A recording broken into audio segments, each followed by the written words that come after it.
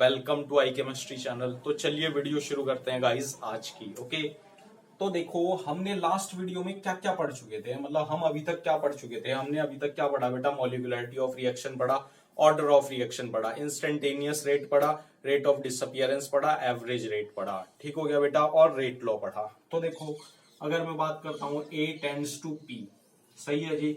इसका rate of reaction कैसे लिखेंगे? Differential rate of reaction minus D over D T, सही है जी। क्लियर है बेटा। इंस्टेंटेनियस लिख रहा हूं equals to DP over D T, सही है जी। मोलर कंसंट्रेशन होगी इक्वल्स टू के ए, सही है जी। इतनी बात क्लियर है। ओके, अगर इसकी पावर कुछ होती है तो इसकी पावर ये लगाते हैं। तो देखो ये हमने अभी तक पढ़ चुका है। ये क्या है बेटा? Differential form. क्या है बेटा? Differential form. ओके बेटा, डिफरेंशियल फॉर्म है, सही है जी। और ये क्या है? रेट लॉ, सही है। क्लियर है बेटा बात? तो देखो हमने basically concentration dependent rate law पढ़ा और डिफरेंशियल रेट इक्वेशन पढ़ी, ठीक हो गया। तो अब देखो इसमें डिफिकल्टी क्या है? ये मेथड ना हर टाइम एप्लीकेबल नहीं हो सकता फॉर इंस्टेंटेनियस रेट निकालने के लिए। क्योंकि बेटा अगर आपको याद होगा फर्स्ट वीडियो में, मतलब सेकंड वीडियो में मैंने आपको क्या बात पढ़ाई थी? जब हम क्या निकाल रहे थे? इंस्टेंटेनियस रेट निकाल रहे थे। मान लो हम रिएक्टेंट के लिए निकाल रहे थे, सही है बेटा। तो हम क्या कर रहे थे? हर एक पॉइंट पर इंस्टेंटेनियस रेट निकालने के लिए हर एक पॉइंट पर क्या कर रहे थे बेटा? हमें स्लोप निकालने के लिए एक टेंजेंट खींचना पड़ रहा था, ठीक हो गया। फिर हम y2 minus y1 upon x2 minus x1 कर रहे थे, सही है बेटा। क्लियर है बात? ये time versus concentration of reactant का हमने ग्राफ प्लॉट किया था, सही है बेटा। ओके, तो इसमें हमारा क्या आया था बेटा? Minus D X over D T, यही आया था हमारा R average. Okay, R average आया था फॉर इंस्टेंटेनियस रेट। तो अब देखो इसमें क्या हमें डिफिकल्टी आएगी कि हमें अगर ऑर्डर ऑफ रिएक्शन निकालना हो और अगर हमें रेट कांस्टेंट निकालना हो तो हमें हर एक ग्राफ का, मतलब हर एक क्वेश्चन का ग्राफ प्लॉट करना पड़ेगा, फिर हमें टेंजेंट डालना पड़ेगा, फिर स्लोप निकालना पड़ेगा, स्लोप से के आएगा, फिर ऑर्डर आएगा, ठीक हो गया। तो कहने का मतलब है हमें डिफिकल्टी होगी ऑर्डर ऑफ रिएक्शन निकालने के लिए और स्लोप निकालने के लिए। तो इस डिफिकल्टी को बेटा ओवरकम करने के लिए हम क्या यूज करते हैं? हम क्या करेंगे? जो डिफरेंशियल फॉर्म है ना बेटा, इनको इंटीग्रेट कर लेंगे बोथ साइड, ठीक हो गया। इंटीग्रेट करने से हमें क्या होगा? हम आसानी से इसको सॉल्व कर पाएंगे, जैसा कि अभी मैं आगे करवाऊंगा, ठीक हो गया बेटा। तो इसी वजह से हम क्या यूज करते हैं? इंटीग्रेशन मेथड यूज करते हैं, ठीक हो गया बेटा। क्या यूज करते हैं? इंटीग्रेशन मेथड यूज करते हैं for determining rate of reaction. Okay, for determining rate constant. Is it clear और नॉट? तो अब शुरू करते हैं बेटा। तो ये क्या थी? अभी तक मैंने आपको क्या बताई? रूपरेखा थी इंटीग्रेशन रेट लॉ की। सही है बेटा। तो टॉपिक स्टार्ट करते हैं अब इंटीग्रेशन रेट इक्वेशन। ओके, पहले बात करेंगे जीरो ऑर्डर की, फिर बढ़ेंगे हम फर्स्ट ऑर्डर। ओके, फिर उनका हाफ लाइफ निकाल लेंगे जीरो ऑर्डर का और फर्स्ट ऑर्डर का। तो बात करते हैं इंटीग्रेशन। ओके बेटा, इंटीग्रेशन रेट लॉ, सही है बेटा। इंटीग्रेशन रेट इक्वेशंस, क्लियर है बेटा बात? EQUA, इंटीग्रेशन रेट इक्वेशंस, सही है जी। तो चलिए शुरू करते हैं बेटा।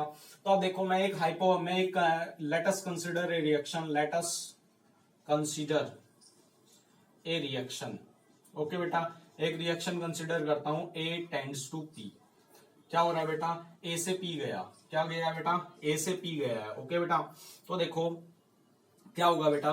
T इक्वल्स टू 0 पर क्या होगा बेटा? A नोट कंसंट्रेशन होगी, सही हो गया। और प्रोडक्ट कुछ नहीं बना होगा। T इक्वल्स टू T पर कितना हो जाएगा? A कंसंट्रेशन हो जाएगी। ओके बेटा, इज इट क्लियर और नॉट? अब लेट क्या करना है आपको? A नोट की कंसंट्रेशन को स्मॉल a एज्यूम करना है और A को क्या मानना है बेटा? A minus x. Is it clear और नॉट? इतनी बात क्लियर है? तो इसको मैं ऐसे लिख सकता हूं बेटा, A हो गया। ओके, और क्या हो जाएगा बेटा आपका? A नॉट माइनस ए हो जाएगा, सही है जी। सॉरी, माइनस एक्स हो जाएगा। इज इट क्लियर और नॉट? तो ए नॉट की जगह क्या रखोगे? ए माइनस एक्स। तो कितना बनेगा? प्रोडक्ट में एक्स बनेगा। इज इट क्लियर और नॉट? इतनी बात क्लियर है बेटा?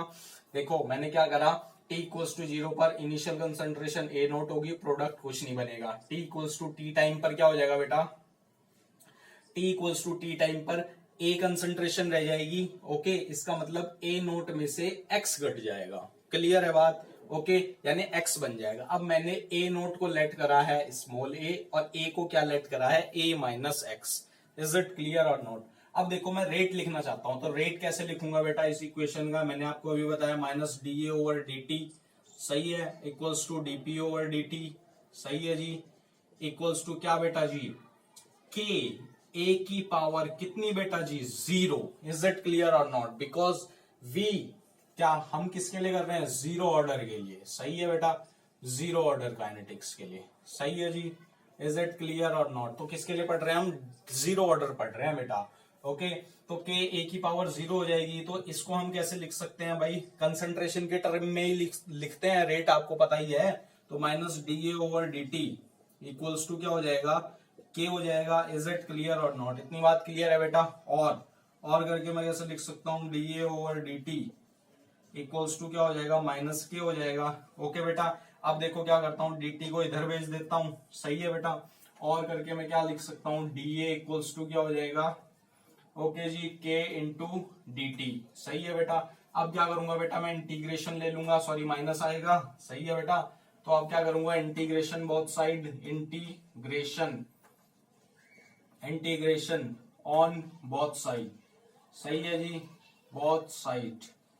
इज इट क्लियर और नॉट, तो क्या करूंगा, डी ए हो गया, ओके, इधर भी इंटीग्रेट करूंगा बेटा, डी टी, सही है, टाइम 0 था, टी टाइम था, सही है बेटा। ए नॉट इनिशियल कंसंट्रेशन थी, फाइनल क्या हो गई, ए। इज इट क्लियर और नॉट, भाई देखो इनिशियल से यही हो गया ना भाई, इनिशियल कितनी थी, फाइनल कितनी हो गई, इनिशियल टाइम 0 था, फाइनल टी टाइम हो गया, ठीक है, सही है बेटा।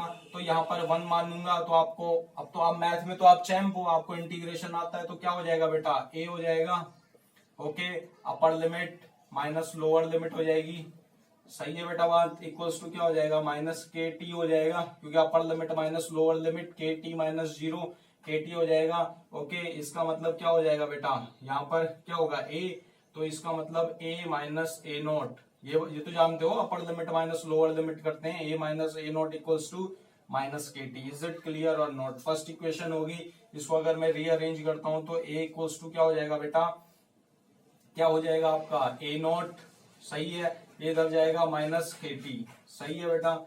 ये क्या हो गई, सेकंड इक्वेशन हो गई। तो अगर आप ध्यान से देख रहे हो तो ये किसके सिमिलर हो, this equation is similar, this equation is similar, this equation is similar to, किसके सिमिलर है बेटा, आपका y equals to M x plus C, straight line, अरे स्ट्रेट लाइन के सिमिलर है या नहीं, स्ट्रेट लाइन, ओके, ठीक है बेटा।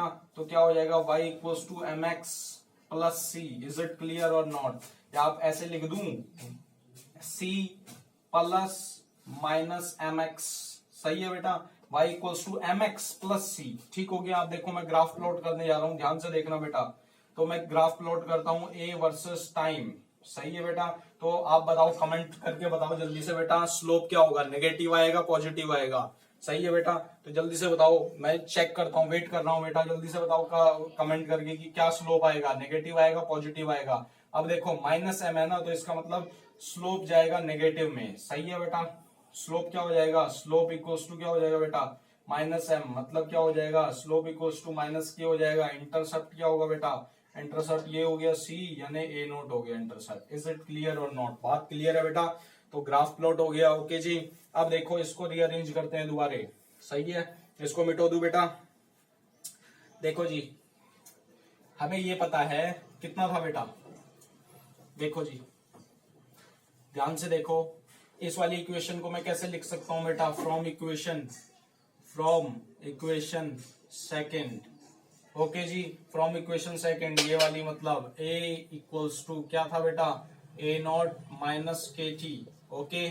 अब इसका मतलब मैं इसको कैसे लिख सकता हूं, ध्यान से देखना, इसको इधर भेजता हूं बेटा, के टी इक्वल्स टू क्या हो जाएगा, a naught minus A. Is it clear और नॉट बेटा, इतनी बात क्लियर है। तो k की वैल्यू अगर मैं निकालना चाहता हूं तो a naught minus a upon T, सही है जी, बात क्लियर है। ए नॉट की वैल्यू क्या है बेटा, ए की क्या है, ए माइनस एक्स, सही है, समझ में आ रहा है नहीं आ रहा है बेटा।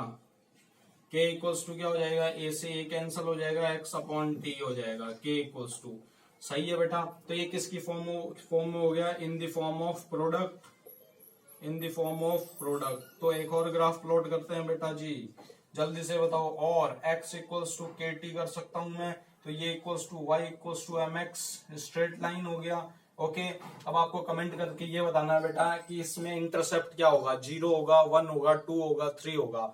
सही हो गया, जल्दी से बताओ बेटा, वेट कर रहा हूं। तो ग्राफ कैसे प्लॉट होगा बेटा, y क्या है, x वर्सेस t, मतलब कंसंट्रेशन ऑफ प्रोडक्ट, प्रोडक्ट की कंसंट्रेशन थी, ये तो जानते हो भाई। x शुरू में क्या था हमारा, a था, 0 बना, जब a में से x घटा तो x बना था ना, तो ये प्रोडक्ट के फॉर्म में आ गया। तो ग्राफ क्या आएगा बेटा, ओरिजिन से जाएगा, क्योंकि इंटरसेप्ट नहीं है तो ये जाएगा। सही है, तो स्लोप क्या हो जाएगा, m equals to slope, slope is what, slope equals to क्या हो जाएगा, के स्लोप हो जाएगा। इज इट क्लियर और नॉट, ठीक हो गया। एक बात और बता देता हूं बेटा, अब देखो x अपॉन टी, ध्यान से देखो, ये बात क्लियर है इतनी या नहीं, इज इट क्लियर और नॉट बेटा। तो देखो मैंने आपको क्या बताया, मैंने k की वैल्यू निकाल दी इस वाली इक्वेशन से, a naught minus a upon t, ठीक हो गया। a नॉट की वैल्यू रखी a की वैल्यू रखी a minus x upon t, a से ए कैंसिल हो गया, माइनस माइनस प्लस हो गया, x equals to K T हो गया, ठीक हो गया। फिर मैंने ग्राफ प्लॉट कर दिया, y equals to M x, मतलब straight line with passing through origin, graph plot करा x वर्सेस t। ओके बेटा जी, ठीक है। अब देखो एक जो न्यूमेरिकल पार्ट में काफी काम आएगा बेटा हमें, ठीक हो गया। अब मान लो if data is given in the form of product, क्या हो गया बेटा, देखो वो छोड़ो अभी, रुक जाओ। देखो k equals to X upon T क्या था, प्रोडक्ट की concentration x upon T equals to k। बेटा k क्या है, रेट कांस्टेंट है ना, मतलब एक कांस्टेंट क्वांटिटी है जो कि कांस्टेंट ही रहेगी। इसका मतलब अगर एक से ज्यादा एक्सपेरिमेंट कर रहा हूं मैं, इसका मतलब क्या हो गया, x upon T equals to constant हो गया, नहीं हो गया। ओके, इसका मतलब और x1 upon t1 equals to x2 upon t2, सही है जी, equals to x3 upon t3, so on. बात क्लियर है बेटा जी, इज इट क्लियर और नॉट, इतनी बात क्लियर है बेटा।